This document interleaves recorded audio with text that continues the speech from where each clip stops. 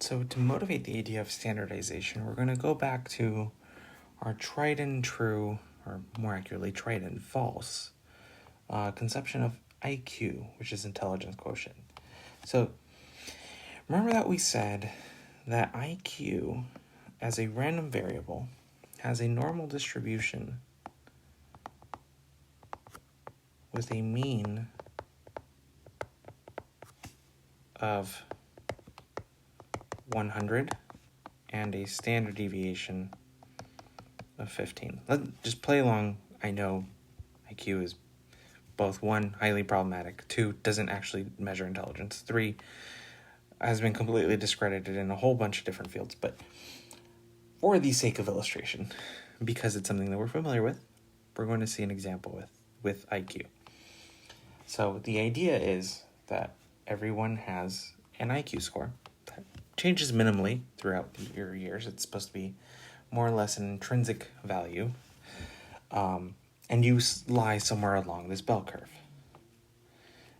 So how do we apply what we've worked with here? We know from the previous video that x is a linear transformation of the standard normal distribution, where we have scaled up z using the standard deviation and have shifted it using the mean. Okay. Now, another way of writing this, and you'll have to follow the algebra for a second. So if we subtract 100 from both sides, this is totally legal, by the way. We are genuinely talking about an equation with two variables in it.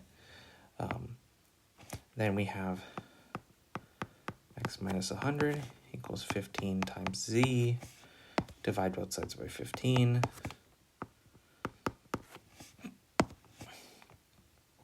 And so we get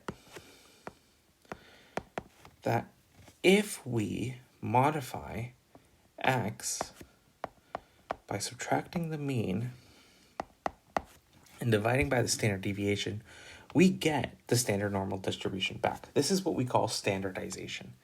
And we can use this, so more accurately, the formula actually is z is x minus mu divided by sigma.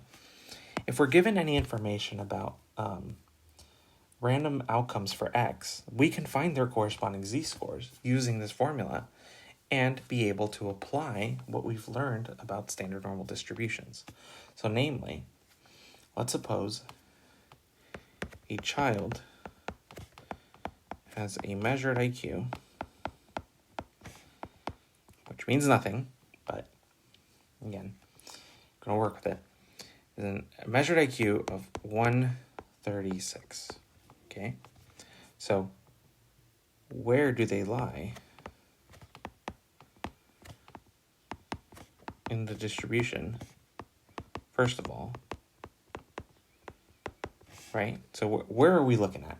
We should, be able to have a sketch of the distribution and then be able to pinpoint, roughly in this area is where we're looking at this score. And so that's the first task. The second task is find the probability that another child selected at random from the same population, a greater IQ. So it's higher than 136. So first of all, what are we looking at? So our mean is 100. Our standard deviation is 15. This is a normal distribution. So if I sketch the curve here, this is our density curve. Then I've got our mean 100, and we go out 15 in either direction, and we've got the first standard deviation. We go another 15, and now we've got our second standard deviation. Got another 15, and now we've got basically the full extent of what we're considering a typical value for IQ. So you'll note that 136 is somewhere in here. So this child is, on the far right tail of this distribution. That's 136 right there. And to find the area of that tail is to find the probability that another child has a greater IQ. So one way we can do this is we can standardize. Okay, so we'll find the corresponding z-score to this score of 136. So how we do that is we'll apply this formula. Minus 100 divided by 15. So this is the standardization formula right here. This will convert every random outcome from a non-standard normal distribution to a z-score. And once we have that, so that's 36 divided by 15, and that is roughly 2.4. Okay, what's so great about that is now we have actually a pretty good sense of where this lies in the distribution, how likely it is to get something as rare or as extreme as this value. So the probability then that that we get some random outcome greater than or equal to this 136 is the same as the probability that on the standard normal curve we get something greater than 2 or equal to 2.4. And we have these tools, so we can use our knowledge of standard normal distributions. We can use a table, calculator, and we have 0.0082 as our probability, which means a 0.82% chance of finding a child at random who has a higher IQ than our original child. And again, IQ is heavily skewed toward English speakers, affluent white people, and is not depend on any intelligence or critical thinking skills. It actually relies quite a bit on cultural markers. In the book, I do have a link that will introduce this body of research, since IQ has been introduced in the last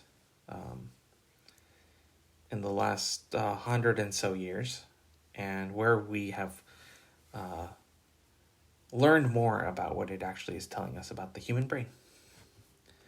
So standardization is a very helpful tool, and we can use it for any non-standard distribution.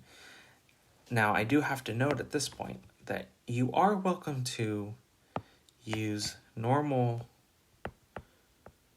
CDF and InfNorm. Remember, InfNorm is a way to get the critical values, where you don't have to do standardization if you're using a TI-84. Just make sure that you use